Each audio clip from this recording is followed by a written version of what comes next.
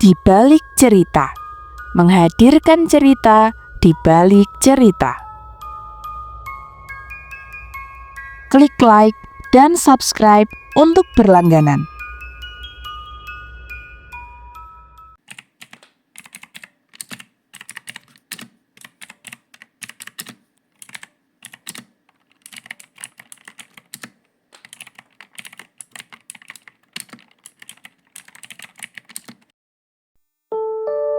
Halo kawan cerita, berjumpa kembali dalam Di Balik Cerita. Kali ini, Di Balik Cerita akan menyajikan sebuah kisah yang berjudul Langkah Terakhir di Tangga Tua. Namaku Dina. Aku tinggal sendiri di sebuah rumah kontrakan tua di pinggiran kota. Rumah ini sepertinya sudah berusia lebih dari 50 tahun. Dan meski agak menyeramkan, harga sewanya sangat murah. Aku hanya berpikir, ya sudahlah, asal bisa tidur dan masak, kurasa cukup. Itulah pikiranku yang hanya merupakan karyawan swasta di perantauan. Rumah itu punya 2 lantai. Tapi untuk lantai atas, itu sudah dikunci dari dalam oleh sang pemilik rumah. Jadi, aku hanya bisa mengakses lantai 1 saja. Pemilik rumah bilang, "Tangga tua, Mbak, sering bikin orang celaka, jadi jangan ke atas." aku sebagai orang yang tidak terlalu peduli, tentunya hanya menurut saja. Sampai pada malam itu. Hari itu aku pulang kerja lebih malam dari biasanya. Hujannya sangat deras, dengan angin yang menderu.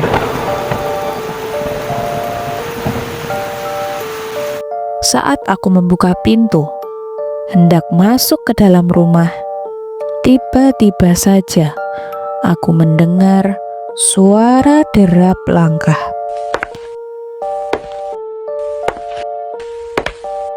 Dan suara itu berasal dari lantai atas. Pelan, satu persatu, pelan, aku menahan nafas. Siapa itu di atas? Bukankah lantai atas seharusnya kosong dan terkunci? "Halo," kataku. Namun tidak ada jawaban. Lalu suara langkah berhenti, tepat di ujung tangga. Aku mencoba memberanikan diri untuk mendekat ke arah tangga. Tangga kayu itu terlihat gelap dan berdebu. Tapi tidak, aku tidak akan naik. Aku cuma terdiam menatap. Dan entah kenapa, seperti ada sebuah perasaan. Sepertinya ada yang sedang memperhatikanku, tapi aku abaikan saja. Namun malam itu berhasil membuatku untuk tidak bisa tidur. Suara itu terus terulang di kepalaku. Hari berlalu hingga seminggu kemudian, aku menemukan sesuatu di balik lemari tua. Di sana ada celah menuju dinding dan tersimpan ada sebuah buku. Buku itu sepertinya adalah buku harian. Lusuh tapi masih bisa dibaca. Itu milik seseorang gadis bernama Tika. Ia tinggal di rumah itu sendirian. Tertulis dari bukunya sekitar tahun 1990-an. Setelah ku baca-baca, aku terhenti pada halaman terakhirnya yang membuat bulu kuduku berdiri. Aku dengar suara-suara malam ini, seperti ada yang memanggil dari bawah, tapi tidak ada siapa-siapa. Aku turun, dan kakiku terpeleset. Halaman itu robek di tengah, tapi tulisannya terhenti di sana. Aku pun merinding. Apa maksudnya? Apa dia menulis itu saat jatuh? Tidak mungkin.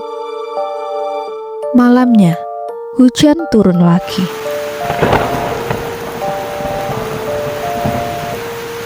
Dan kali ini, suara langkahnya tidak pelan.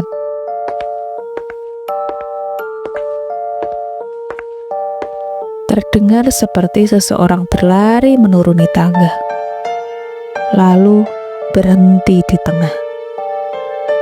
Aku melangkah pelan, mendekati tangga itu.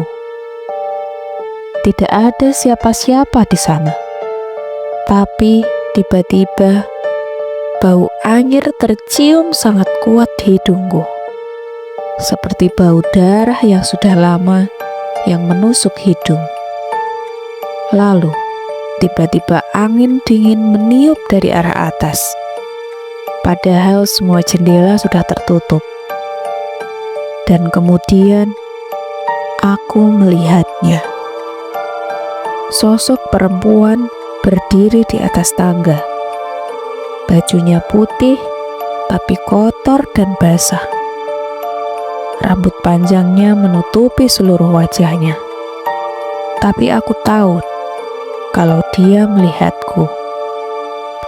Di tangannya terlihat ada buku harian yang kubaca kemarin.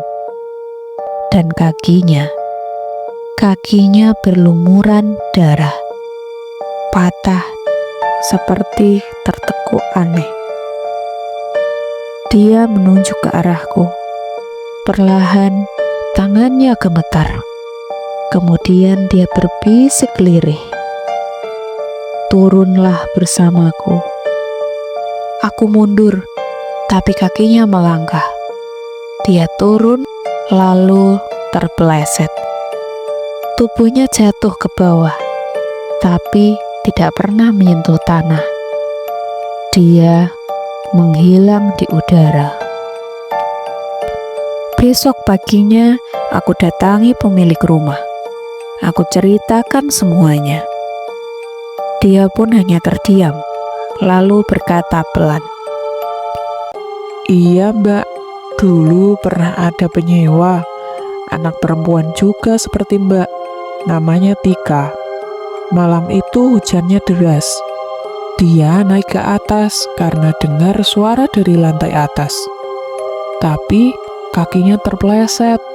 Dia jatuh dari tangga dan meninggal seketika. Tapi yang aneh, setiap kali hujan, tangga itu selalu basah. Seolah memang ada yang naik turun setiap malam. Setelah aku mendengar cerita itu, aku masih juga tinggal di sana. Selama aku tidak menyentuh lantai 2 melewati tangga, aku rasa semuanya akan baik-baik saja.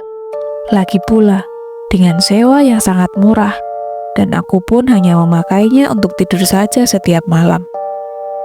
Hingga kontrak kerjaku habis 2 bulan lagi, dan dipindah ke kota lain. Sekarang tiap kali hujan datang, aku tidak berani mendekati tangga.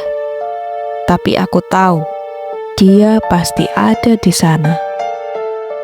Langkahnya pelan, kadang tergesa, dan selalu berhenti tepat di depan kamarku. Dia masih mencari seseorang untuk diajaknya jatuh bersamanya.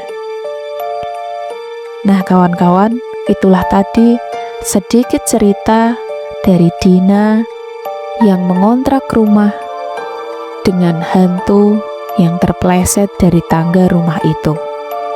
Bagaimana pendapat kalian? Silahkan tulis di kolom komentar. Dan jika kalian memiliki cerita-cerita yang lebih menarik, bisa kirimkan ke alamat email di balik cerita. Sebelum video ini berakhir, pastikan kalian sudah menekan tombol like dan tombol subscribe agar kita masih dapat terus bercerita pada video-video yang berikutnya. Karena di balik cerita masih ada cerita.